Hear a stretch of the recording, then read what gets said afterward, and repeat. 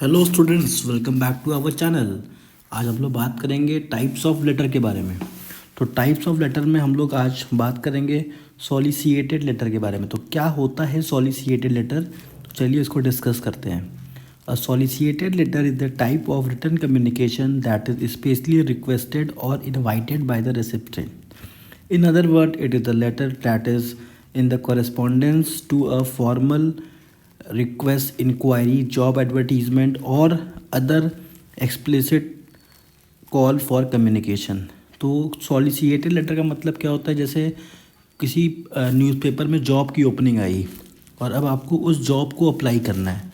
मतलब सामने से किसी ने आपको बोला है कि जॉब से आपको अप्लाई करना है, तो इसको हम लोग सॉलिसिएटेड लेटर कहते हैं। ठीक है।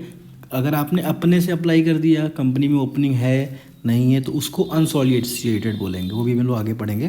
तो सॉलिसिएटेड में हमेशा ये समझिए कि आप जो रिप्लाई कर रहे हैं, आप रिप्लाई कर रहे हैं एक पर्टिकुलर ओपनिंग को लेके। ठीक है। सामने से बोला गया है कि हाँ हमारे पास जॉब ओपनिंग है, तो आप उसको रेफरेंस में लेके उसको रिप्लाई कर रहे हैं, तो उसी को सॉलिसिएटेड लेटर कहते हैं। जैसे इसमें एग्जांपल दिया हुआ है, if a company post a job opening and invite interested candidate to submit their application, the letter received from those individual in response to the job posting are considered as solicited letter. Similarly, if the job request proposal from the vendor for a specific project, letters submitted by the vendor in response to the request are called solicited letter. तो इसमें दो example भी दे दिया गया है कि आपको समझ में आ जाए कि कोई जॉब ओपनिंग आई है और उसको देख के आप रिप्लाई कर रहे हो, मतलब आप जॉब के लिए अप्लाई कर रहे हो, तो उसी को हम लोग सॉलिसिएटेड लेटर लिखते हैं। ठीक है।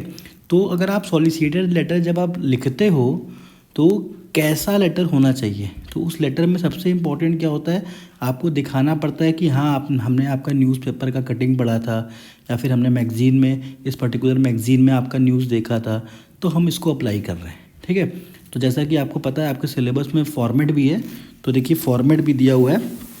तो मैं जो आपको ये पढ़ा रहा हूँ, ये ISC business studies book by A K. Gupta है। बहुत ही अच्छी किताब है, और अगर आपको और डिटेल में पढ़ना है तो इसमें एमसीक्यूज़ भी अवेलेबल हैं, तो इसको आप अमेज़ॉन पे जाके ऑर्डर भी कर सकते हैं। तो चलिए स्टार्ट करते हैं। सॉलिसिएटेड लेटर का फॉर्मेट देखिए कैसे है।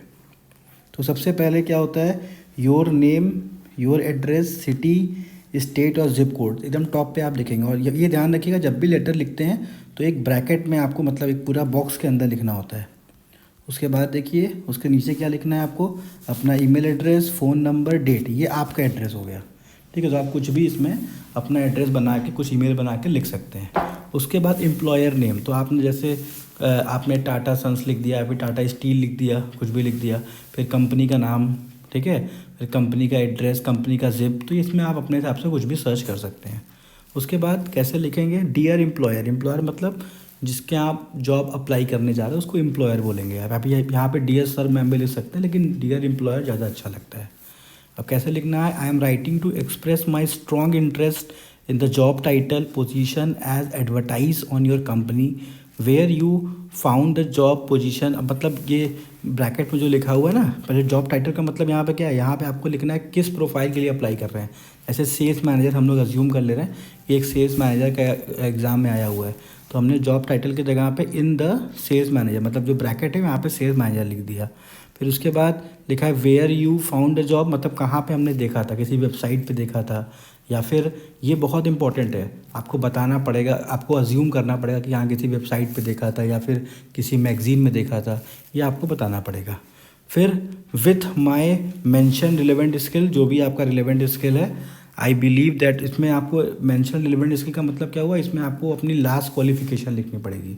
जैसे आपने एमबीए लिख दिया, MBA in marketing, MBA in sales, BTech लिख दिया, जैसा भी आप जॉब प्रोफाइल के बारे में लिख रहे हैं। उसके बाद I believe I am well suited for the role and can contribute effectively for your team. उसके बाद अपना आप यहाँ पे एक्सपीरियंस लिखेंगे, मतलब छोटा सा रिज्यूम है एक तरीके का, ऐसे समझ लीजिए। I am previously position at, जिस कंपनी में आप काम कर रहे हैं, सेल्स मैनेजर की प्रोफाइल में मान लीजिए अगर आप जा रहे हैं तो पिछली कंपनी में भी सेल्स मैनेजर पे काम कर रहे होंगे, तो यहाँ पे आप सेल्स मैनेजर लिख सकते हैं। आई सक्सेसफुली, जितना साल आप जो काम आपने इसमें किया है, प्लस द एक्सपीरियंस, जितना आप साल आपने काम किया है वो सब, तो ये सारी चीज़ें आपको इसमें लिखनी है। फिर लास्ट में क्या दिखा रहा है, I am particularly drawn to the company due to, मतलब यहाँ पे आपको बताना है कि किस कंपनी में, मतलब अगर आपका प्रमोशन कुछ हुआ है तो इसको भी आप इसमें लिख सकते हैं। I am exciting about the opportunity to contribute to your company, एक कवर लेटर टाइप का हो गया, ठीक है। फिर enclose with the letter is my resume, अब इसमें आपको अपने रिज्यूम को भी साथ में लगाना होता है, ठीक है। तो रिज्यूम को लगाने के लिए रिज्यूम का अलग से पूरा फॉर्मेट होता है, ठीक है। तो वो फॉर्मेट हम आपको अलग से ही बता देंगे।